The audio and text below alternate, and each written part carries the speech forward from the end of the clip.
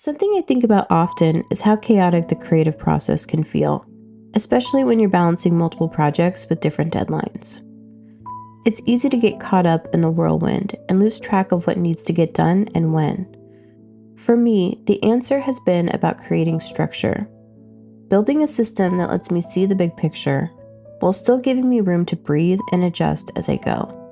Today, I want to share my planning process with you, showing you how I map out my month so that I can stay on top of things without feeling overwhelmed.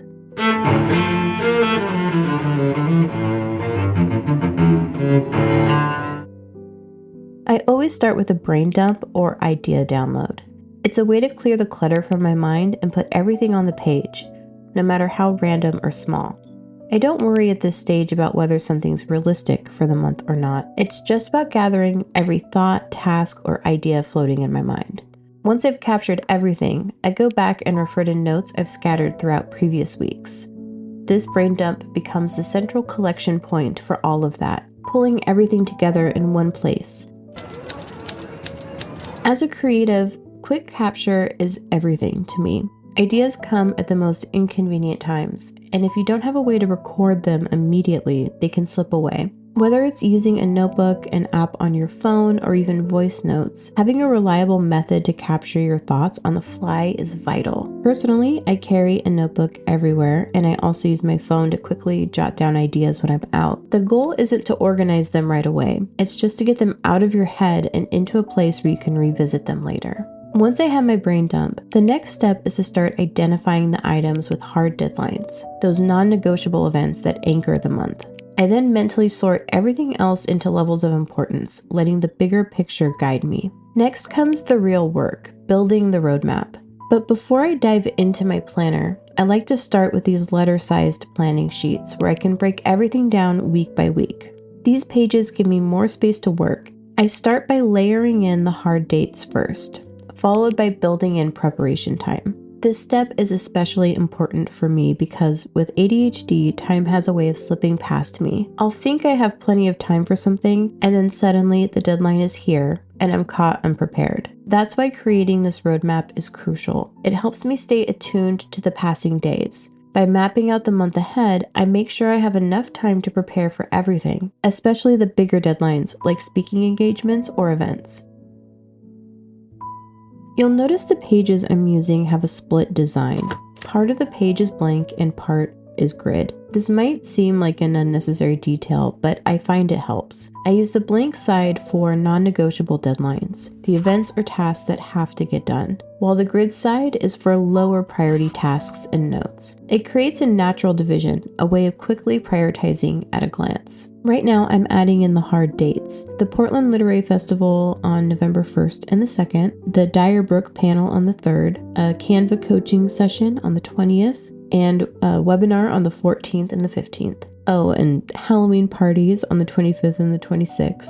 So with all of these dates in place, I'm starting to see the structure of the month take form. Next comes something that I think gets overlooked in planning: making space for preparation.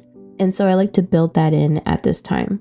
Now that the bigger tasks and deadlines are set, I move on to layering in smaller tasks. These are the things that don't have specific deadlines but still need to get done, like scheduling my November social media posts or finishing the product listings for our fall and winter launch.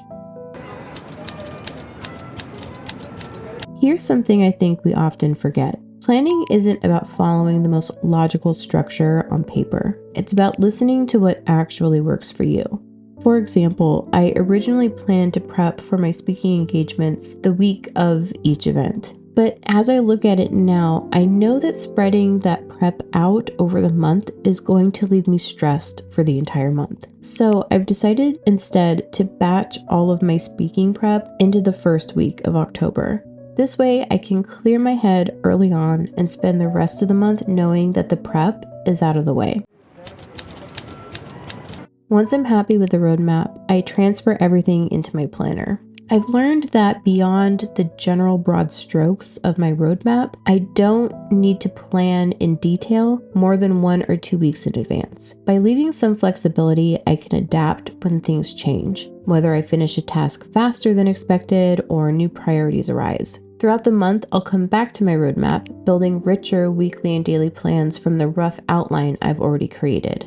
I use a weekly spread with a notes page on the opposite side, which gives me plenty of space to add in extra tasks and notes throughout the week. I mark my top priorities for each week, whether that's preparing for a webinar, finishing product listings, what have you, and fill in the rest as I go. I usually keep my daily plans pretty straightforward, just a to-do list with some top priorities. I then notate the roadmap into my monthly planner page, which provides me like a bird's eye view of the entire month at a glance. I'll keep this at the front of my planner for easy access. One of the biggest things I've learned from this process is not to overschedule myself. It's so easy to think you can fit in more, especially when you have a large planning page in front of you. But in reality, everything takes longer than expected. At least it does for me. Instead of setting myself up for failure, I keep things realistic. I could list a ton of extra tasks, but I know that would just lead to burnout. And so instead, I keep a second list of if I have time tasks. And this way, if the month goes smoothly, I can work on them. If not, no pressure. For example, I would love to finish the world building workbook this month, but I know I might not get to it. So I'm listing it as a second tier task. If time opens up, great. If not, it can wait. When I'm working on bigger projects, I often turn to a dedicated project planner to map out the key deliverables and timelines and milestones. Having the flexibility to pull in extra planning tools when needed is also part of what keeps my process adaptive and personalized.